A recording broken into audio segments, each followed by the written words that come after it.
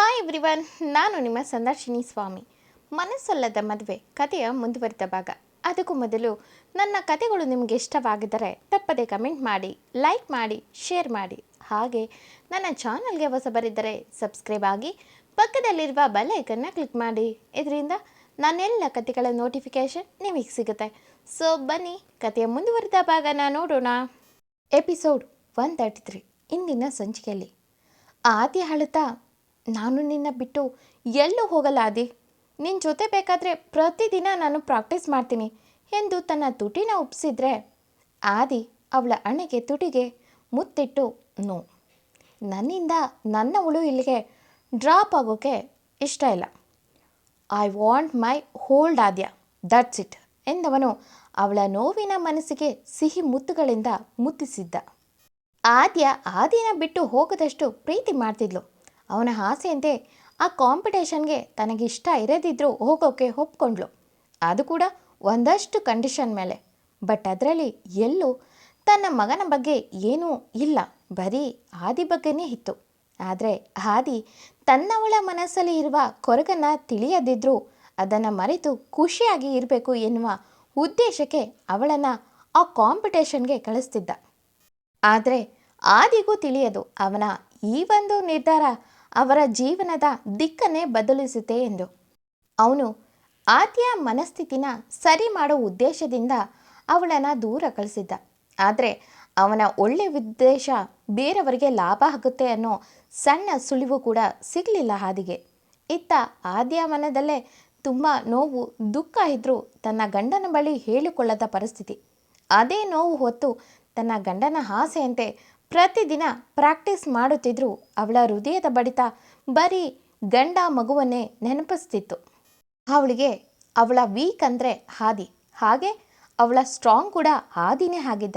ಅವನಿಗಾಗೆ ಏನು ಬೇಕಾದರೂ ಮಾಡುವ ಹುಡುಗಿ, ಎಂಥ ರಿಸ್ಕ್ ಬೇಕಾದರೂ ತಗೊಳ್ತಾಳೆ.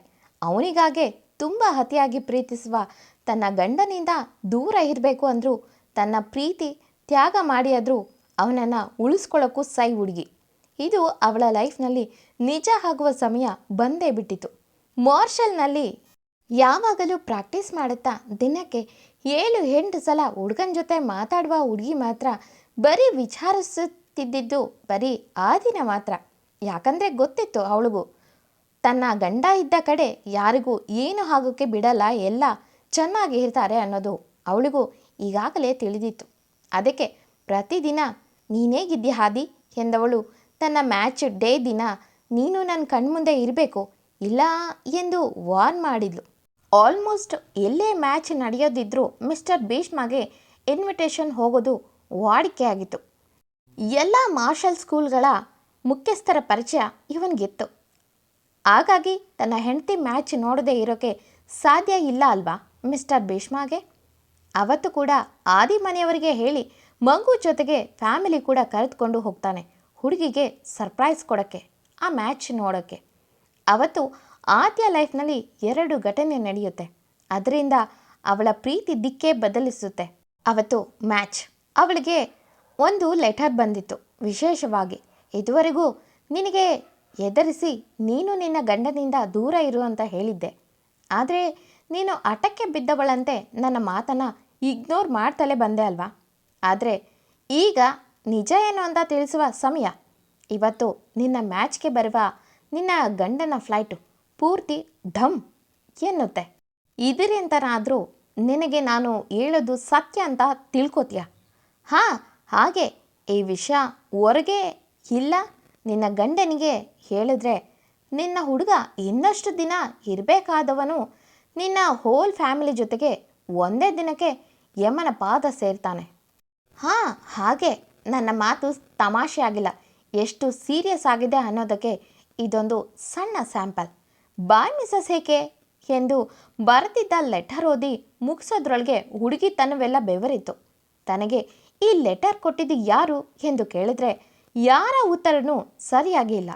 ಇನ್ನೊಂದು ಕಡೆ ಒಂದೊಂದು ಗಳಿಗೆನೂ ಮ್ಯಾಚ್ಗೆ ಹತ್ತಿರವಾಗ್ತಿದ್ರೆ ಇನ್ನೊಂದು ಕಡೆ ಎಲ್ಲೋ ತನ್ನ ಮನಸ್ಸು ಇವತ್ತು ಏನೋ ಕೆಟ್ಟದ್ದು ಆಗುತ್ತೆ ಎನ್ನುವ ಭಯ ಮನದಲ್ಲಿ ಮನೆ ಮಾಡಿತ್ತು ಅವಳಿಗೆ. ಆದ್ಯ ತಡ ಮಾಡದೆ ಆದಿಗೆ ಇಲ್ಲಿಗೆ ಬರಬೇಡ ಎಂದು ಹೇಳೋಕೆ ಟ್ರೈ ಮಾಡುತ್ತಿದ್ರೆ ಅವನ ಫೋನ್ ರೀಚ್ ಆಗ್ತಿಲ್ಲ. ಅದೇ ಅಸಮಾಧಾನದಲ್ಲೇ ಕೂತಿರುವಾಗ ಆದ್ಯ ಮ್ಯಾಚ್ನ ಸಮಯ ಬಂದೇ ಬಿಟ್ಟಿತು. ಆದ್ಯ ಒಮ್ಮೆ ಹೊರ ನಡೆದವಳು ಜನಗಳ ಕಡೆ ನೋಡಿದ್ಲು. ಅಲ್ಲೆಲ್ಲೂ ಅವರ ಮನೆಯವರ ಸುಳಿವಿಲ್ಲ. ಅವಳ ಪ್ರೀತಿಯ ಹಾದಿ ಮತ್ತೆ ಮಗುವಿನ ಸುಳಿವಿಲ್ಲ. ಆದ್ಯ, ದೇವ್ರೆ, ನನ್ನ ಆದಿಗೆ ಏನೂ ಆಗಬಾರ್ದು ಎಂದು ತಾನು ಈ ಮ್ಯಾಚ್ ಆಡದಿದ್ರೂ ಚಿಂತೆ ಇಲ್ಲ, ನಾನು ನನ್ನ ಆದಿನ ಸೇವ್ ಮಾಡ್ಕೋಬೇಕು ಎಂದು ಅಲ್ಲಿದ್ದಂಥ ಮೇನ್ಗಳ ಹತ್ರ ನಾನು ಈ ಮ್ಯಾಚ್ನಿಂದ ಕ್ವಿಟ್ ಆಗ್ತಿದ್ದೀನಿ ಎಂದ ತಕ್ಷಣ ಅವಳನ್ನೇ ನಂಬಿ ತುಂಬ ಜನ ದುಡ್ಡು ಹಾಕಿದರು. ಏಕೆ ಹೆಂಡತಿ ಎಂದು ಈಗಾಗಲೇ ಅಲ್ಲಿಯ ಕೆಲವು ವ್ಯಕ್ತಿಗಳಿಗೆ ಗೊತ್ತಿದ್ದರಿಂದ ಸಾಧ್ಯ ಇಲ್ಲ, ನೀವು ಆಡಲೇಬೇಕು ಎಂದು ಒತ್ತಾಯ ಮಾಡಿದರು. ಅದೇ ಸಮಯಕ್ಕೆ ಅವಳ ಹೆಸರಿನ ಅನೌನ್ಸ್ಮೆಂಟ್ ಕೂಡ ಆಗುತ್ತೆ. ಆದ್ಯಾಗೆ ಬೇರೆ ದಾರಿ ಇರಲಿಲ್ಲ. ಎಷ್ಟು ಸಾಧ್ಯನೋ ಅಷ್ಟು ಬೇಗ ಮ್ಯಾಚ್ನ ಮುಗಿಸಿ ಬರಬೇಕು ಎಂದು ಮಾರ್ಷಲ್ ಕೋರ್ಟ್ಗೆ ಹತ್ತಿದ ಹುಡುಗಿ ಮನಸ್ಸು ಇಲ್ಲಿಲ್ಲ. ಆದ್ಯ ಅನ್ಯ ಮನಸ್ಥಿತಿಯಲ್ಲೇ ಮ್ಯಾಚ್ಗೆ ಇಳಿತಾಳೆ. ಮೊದಲು ಚೆನ್ನಾಗಿ ಹಾಡಿದ ಹುಡುಗಿ ಕಿವಿಯಲ್ಲಿ ಆದಿ ಹಾಸ್ಪಿಟಲ್ನಲ್ಲಿದ್ದಾನೆ ಎನ್ನುವ ಆ ಎದುರಾಳಿ ಹುಡುಗಿಯ ಧ್ವನಿ ಅವಳ ಕಿವಿ ಅಪ್ಪಳಿಸಿದ ತಕ್ಷಣ ಹುಡುಗಿ ಮೈಯಲ್ಲಿ ಇರುವಂಥ ಶಕ್ತಿ ಒಮ್ಮೆಲೆ ಮಾಯವಾಗಿತ್ತು. ದೊಡ್ಡದಾಗಿ ಕಣ್ಣು ಬಿಟ್ಟು ನೋಡುವ ಹುಡುಗಿ ನೋಡಿದ ಆ ಎದುರಾಳಿ ಹುಡುಗಿ ಅವಳ ಮೇಲೆ ಮನಸ್ಸು ಹೆಚ್ಚೆ ಪ್ರಹಾರ ಮಾಡಿದರೂ ಹುಡುಗಿಗೆ ಏನೂ ಗೊತ್ತಾಗ್ತಿಲ್ಲ. ತುಟಿ ಸೀಳಿ ರಕ್ತ ಬರ್ತಿದೆ. ಅವಳನ್ನು ಆ ಏಟುಗಳಿಂದ ಸೇವ್ ಮಾಡ್ಕೊಳ್ಳೋಕ್ಕೆ ಅವಳ ಕೈ ಕಾಲುಗಳು ಸಪೋರ್ಟ್ ಮಾಡ್ತಿಲ್ಲ. ಆದರೂ ಹುಡುಗಿಯಲ್ಲಿರುವ ಸ್ಟ್ರೆಂತ್ ಅವಳನ್ನು ಆ ಎದುರಾಳಿ ಮುಂದೆ ಮಂಡಿಯೂರಕ್ಕೆ ಬಿಡಲಿಲ್ಲ.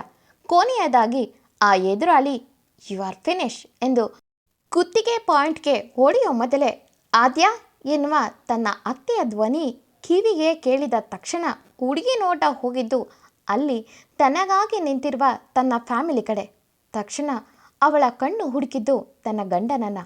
ಅವರೆಲ್ಲ ಏ ಎಂದು ಆತಂಕದಲ್ಲಿ ನೋಡೋದು ನೋಡಿ ಹುಡುಗಿ ಎದುರಿಗೆ ಪಂಚ್ ಕೊಡಕ್ಕೆ ಬಂದ ಹುಡುಗಿ ಕೈನ ಸ್ಟ್ರಾಂಗ್ ಆಗಿ ಹಿಡಿದವಳು ಮೇಲೆದ್ದು ನೋಡಿದ್ರೆ ಅಲ್ಲಿ ಜನಗಳ ಮಧ್ಯೆ ಎಂದಿನಂತೆ ಬ್ಲ್ಯಾಕ್ ಕಲರ್ ಸೂಟ್ನಲ್ಲಿ ತನ್ನ ಕೋಚರ್ಗಳ ಜೊತೆ ತನ್ನ ಮಗುನೂ ಎತ್ಕೊಂಡು ಮಾತಾಡೋದನ್ನು ನೋಡಿದ ಹುಡುಗಿ ಜೀವ ಮತ್ತು ಪವರ್ ವಾಪಸ್ ಬಂದಿತ್ತು ಮಿಂಚಿನ ವೇಗದಲ್ಲಿ.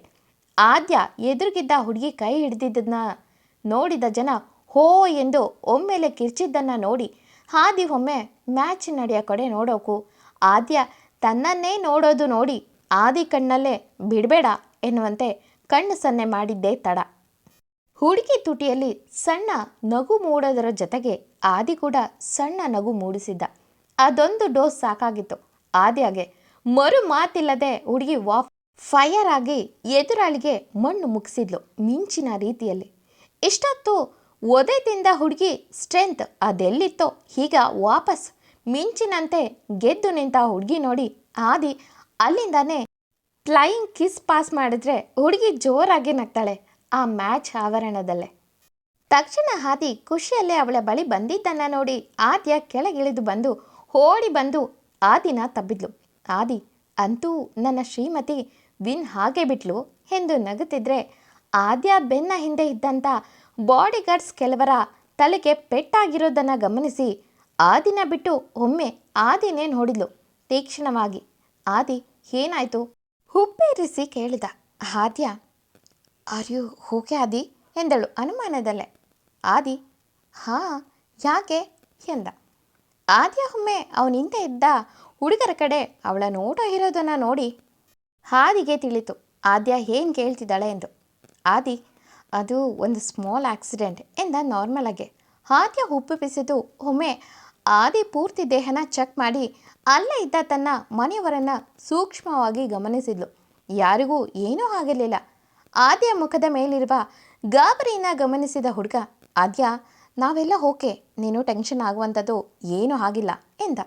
ಆದ್ಯ ಮನದಲ್ಲೇ, ಅಂದರೆ ಇದು ಸ್ಯಾಂಪಲ್ ಅಂತನಾ ಎಂದುಕೊಂಡವಳು ಈಗಷ್ಟೇ ಸೋತ ಹುಡುಗಿನ ನೆನೆದು ಅವಳು ಮ್ಯಾಚ್ನಲ್ಲಿ ಹಾಸ್ಪಿಟಲ್ ಅಂದಿದ್ದು ಎಂದು ಒಂದು ನಿಮಿಷ ವಾಶ್ರೂಮ್ಗೆ ಹೋಗಬೇಕು ಎಂದು ಅವಸರದಲ್ಲೇ ಅಲ್ಲಿಂದ ಹೋದ ಹುಡುಗಿ ಹೋಗಿದ್ದು ಈಗಷ್ಟೇ ಸೋತ ಹುಡುಗಿನ ಹುಡುಗಿ. ಅವಳು ಆ ಹುಡುಗಿ ಹುಡುಕೋ ಮೊದಲೇ ಅವಳ ದೇಹ ನೆಲಸೋಕಿತ್ತು. ಅಲ್ಲಿ ಗುಂಪು ಕಟ್ಟಿ ಸುಸೈಡ್ ಮಾಡ್ಕೊಂಡಿದ್ದೆ ಈ ಹುಡುಗಿ ಎಂದು ಮಾತಾಡ್ತಿದ್ರು. ಆದ್ಯ ಆ ಮಾತು ಕೇಳಿಕೊಂಡು ಹತ್ತಿರ ಹೋಗಿ ನೋಡಿದ್ರೆ ಇನ್ನೂ ರಕ್ತ ಬಿಸಿ ಇದೆ. ಅಂದರೆ ಜಾಸ್ತಿ ಸಮಯ ಹಿಡ್ದಿಲ್ಲ ಎಂದು ಒಮ್ಮೆ ಸುತ್ತ ನೋಡಿದ್ಲು. ಅಲ್ಲಿದ್ದವರೆಲ್ಲ ನಾರ್ಮಲ್ ಶಾಕ್ನಲ್ಲೇ ಇದ್ರು. ಆದರೆ ಅಲ್ಲಿ ಒಬ್ಬ ವ್ಯಕ್ತಿ ಅಲ್ಲಿಂದ ಕಪ್ಪು ಕೋಟ್ ತೊಟ್ಟು ಹೋಗುತ್ತಿದ್ದದನ್ನು ನೋಡಿದ ಹುಡುಗಿಗೆ ಸರಿಯಾಗಿ ಆ ವ್ಯಕ್ತಿ ಕೂಡ ಬೆರಳು ತೋರಿಸಿ ಬಾಯ್ ಎನ್ನುವಂತೆ ನಡೆದ. ಆದ್ಯ ತಕ್ಷಣ ಅಲ್ಲಿಂದ ಹೋದ ಹುಡುಗಿಗೆ ಆ ವ್ಯಕ್ತಿ ಸಿಗಲಿಲ್ಲ. ಆದರೆ ಅವನು ನಿಂತು ಬಾಯ್ ಮಾಡಿದ ಜಾಗದಲ್ಲಿ ಒಂದು ಲೆಟರ್ ಸಿಕ್ಕಿಸಿ ಹೋಗಿದ್ದ. ಅದನ್ನು ತೆಗೆದು ಓದಿದ ಹುಡುಗಿ, ಜಸ್ಟ್ ಮಿಸ್, ನಿನ್ನ ಗಂಡ ನಿನ್ನ ಫ್ಯಾಮಿಲಿ ಸೇಫ್ ಎಂದು ಬರೆದಿದ್ದನ್ನು ನೋಡಿ ಹುಡುಗಿ ಅಲ್ಲೇ ಗೋಡೆಗೆ ಹೊರಗೆ ನಿಂತವಳ ಹೃದಯ ಒಮ್ಮೆ ಜೋರಾಗಿ ಹೊಡೆದುಕೊಳ್ಳುತ್ತೆ. ಹುಡುಗಿ ಸ್ವಲ್ಪ ಸಮಯಕ್ಕೆ ಕಣ್ಣು ಬಿಟ್ಟು ನೋಡಿದ್ರೆ ಹಾಸ್ಪಿಟಲ್ನಲ್ಲಿದ್ದಾಳೆ.